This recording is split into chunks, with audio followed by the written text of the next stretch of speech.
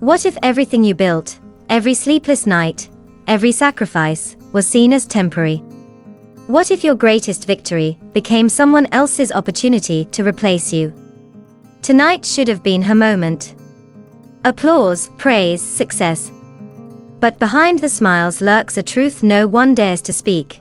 A decision already made, a seat she was never meant to keep. She's not walking away quietly. Not this time. Power, betrayal, revenge, when family becomes the enemy, how far will she go to claim what's rightfully hers? Stay sharp. The real battle starts now. The chandeliers shimmered like 1,000 tiny suns, casting golden light across the ballroom, where power suits and designer gowns mingled over champagne and applause. At the center of it all stood Ivy Quinn, her smile poised, practiced, perfect. Tonight was supposed to be hers. $8 million secured. A record-breaking investment that would catapult Quinn Fine Foods from a local name to a national powerhouse. Every eye in the room, investors, board members, executives, was on her. And for once, it wasn't with doubt. It was admiration. Ivy, your leadership turned this company around, Edward Kingston, their lead investor, said, raising his glass. You didn't just save Quinn Fine Foods, you made it unstoppable. More clinking glasses. More praise. Ivy dipped her head in gratitude, her heart thudding in her chest, not with nerves, but with something close to vindication. She had done it. Alone. 8 years of her life, poured into this company, resurrecting it from near bankruptcy to this moment of triumph. Then she heard the voice that always managed to strip her victories bare. We're so proud of you, darling, her mother cooed, stepping into the circle of applause, one hand resting delicately on Ivy's arm. And William? Oh, he's arriving next week. Perfect timing to step into his new role as CEO, don't you think? The room didn't go silent, but Ivy's world did. Her smile didn't falter. It couldn't. Not here. Not now. But her fingers tightened around the stem of her glass until she felt the tremor. Inside, something cracked. Her mother kept talking, oblivious or uncaring of the effect. He's so prepared now, with that MBA, he's exactly what the company needs. A pause. A soft, patronizing pat on Ivy's hand. You've held things together beautifully until now, dear. Until now. That phrase echoed louder than the music. Ivy's throat tightened. 8 years of blood, sweat, and missed birthdays. She had rebuilt this company from ruins while her brother was off, preparing, in air-conditioned lecture halls. And now, they wanted to hand him everything, as if her work had just been a placeholder. As if she had been a placeholder. She laughed. Quietly, politely. A laugh that tasted bitter. Outside, the night air was crisp, biting against her skin as she stepped onto the balcony, trying to breathe. The city stretched below her, indifferent and sprawling. Knox followed close behind, his brow furrowed, tie loosened. He leaned against the railing beside her, watching her in silence.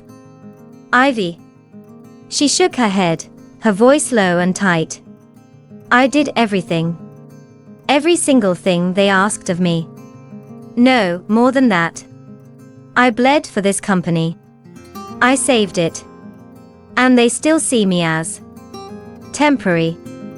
Her eyes burned, but she refused to let tears fall. Not tonight. Knox's voice was steady, grounding. They don't see what they don't want to see. But you don't need their recognition. You don't need their permission. He turned to her fully now, his gaze fierce. Take what's yours.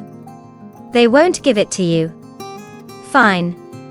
Make sure they can't take it from you. Ivy met his eyes. In that moment, the ache in her chest hardened into resolve. They think I'm a placeholder.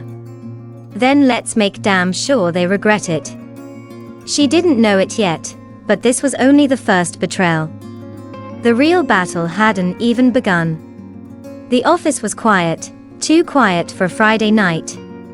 Only the soft hum of Ivy's computer and the occasional rustle of papers filled the space. Knox sat across from her at the long conference table, sleeves rolled, tie abandoned hours ago. His laptop glowed with documents, contracts, projections, fine print only a lawyer could love. They'd done this 100 times before, analyzing, strategizing, planning the future. But tonight, the future felt fragile. "Let me double-check the partnership clause," Knox muttered, eyes scanning a PDF.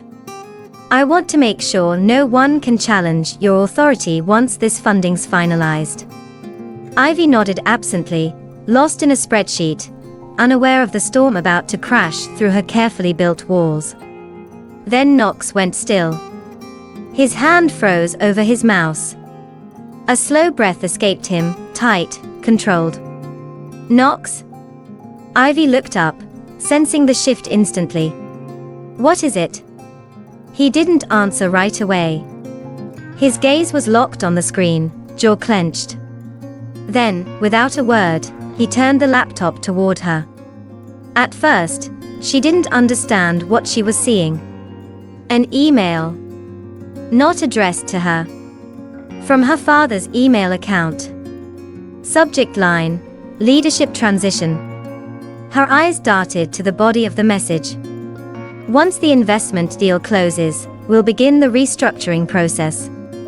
Ivy has done well, but it's time to place her in a more suitable role, allowing William to assume full control of Quinn Fine Foods as CEO. Please prepare the legal documents in advance." Silence. Her hands fell away from the keyboard. The words blurred, but not from shock. No, not shock. Not even anger. She wasn't surprised. Knox's voice broke the silence, soft and apologetic. "Ivy. I didn't know. I wasn't looking for this. It was attached to the financial disclosures. Hidden in plain sight." Ivy didn't speak. Her breath came slow, deliberate, like someone drowning just beneath the surface, refusing to thrash. "They were never going to let me keep it," she whispered. "I was always just holding it for him."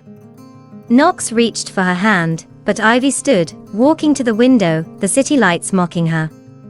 Her shoulders trembled, not from weakness, but from the force of the truth settling into her bones. 8 years. And still.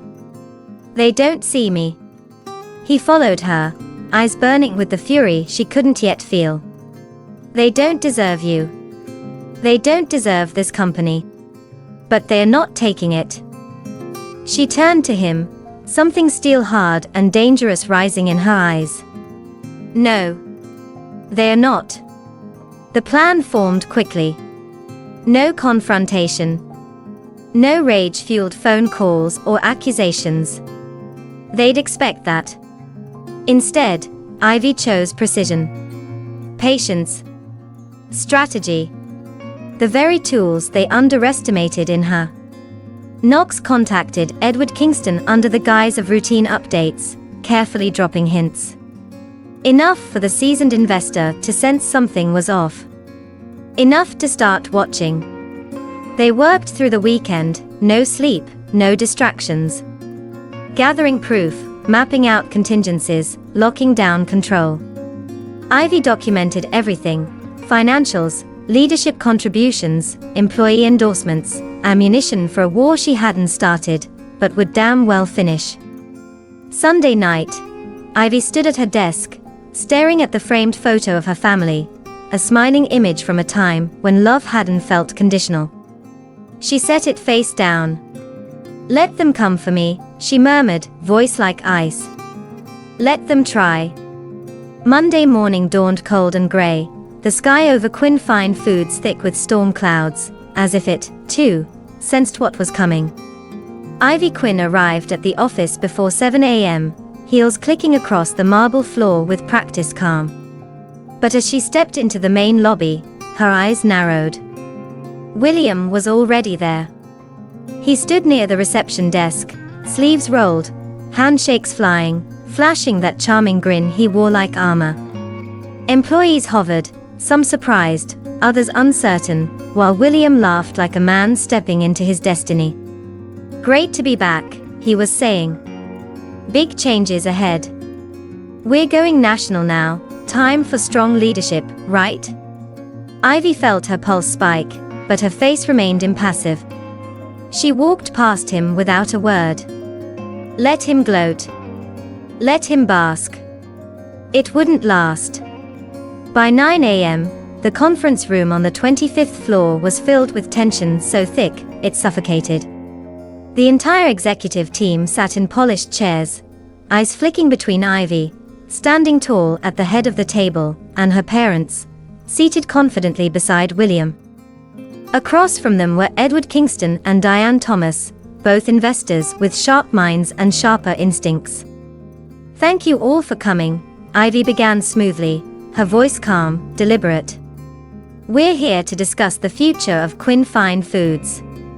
Her mother interrupted almost immediately, eyes bright, voice syrupy sweet.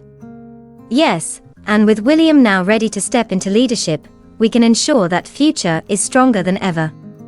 Ivy has done an excellent job, truly. But it's time for her to support from a more appropriate role." Silence fell. All eyes turned to Ivy. She didn't flinch. She didn't speak. Instead, she reached into her leather portfolio and pulled out a single piece of paper.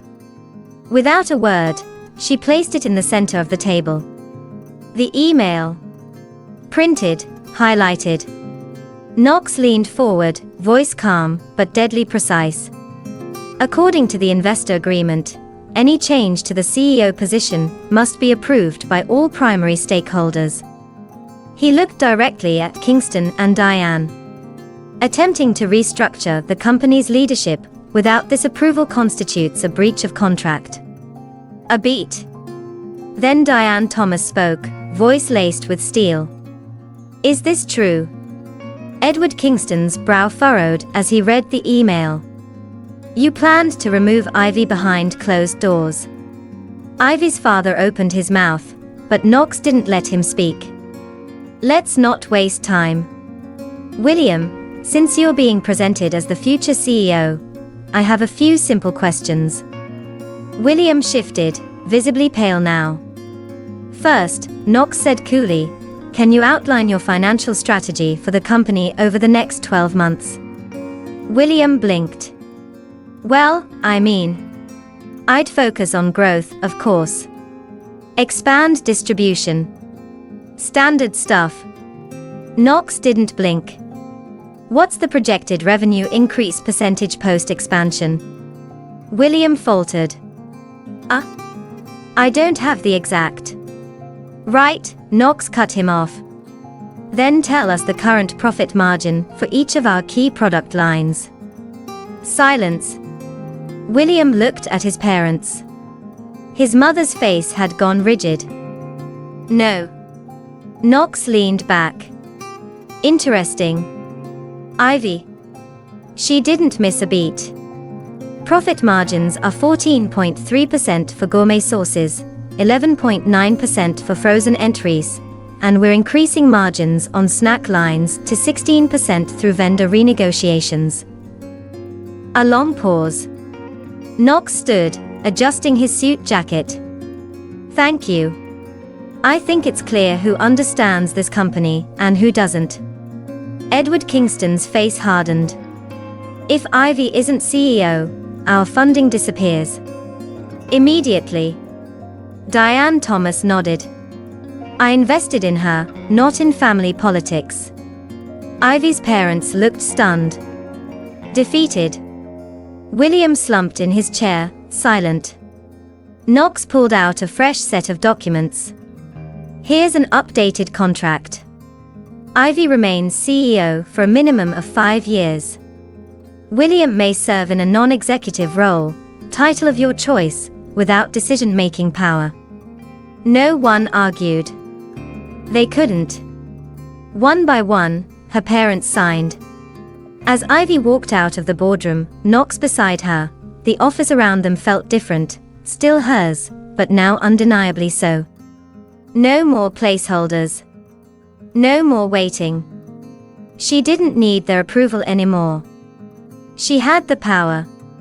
And she wasn't giving it back. 6 months later, the name Quinn Fine Foods wasn't just known, it was feared. From regional shelves to national chains, Ivy Quinn had taken a once failing brand and turned it into a household name. Revenues had doubled. New product lines had launched to critical acclaim. Industry magazines called her the force behind the finest. But inside the walls of her glass office, none of that defined her anymore. Success wasn't about proving herself. Not anymore. It was about owning who she had always been. The family was fractured now, splintered by truths too sharp to mend. Her father hadn't spoken to her since the contract was signed. Her mother, still clinging to the idea that William was robbed, sent polite, but distant emails, each colder than the last. William. Reduced to a ceremonial title and a quiet desk far from the boardroom, he kept his head down and his mouth shut. Ivy didn't miss them. Not the way they had been. She finally understood. Some ties aren't worth mending. You're quiet, Knox said, stepping into her office, 2 coffees in hand. She took one with a smile, leaning against her desk, looking out at the skyline. Just thinking about how far we've come. He walked closer, slipping an arm around her waist. You mean how far you've come? I just played backup. She laughed, low and soft. You were never backup. You were the reason I didn't burn it all down. Their eyes met, fierce, steady, unbreakable. They weren't just in this together. They were better because of it. As the clock struck 6, Ivy grabbed her coat and portfolio.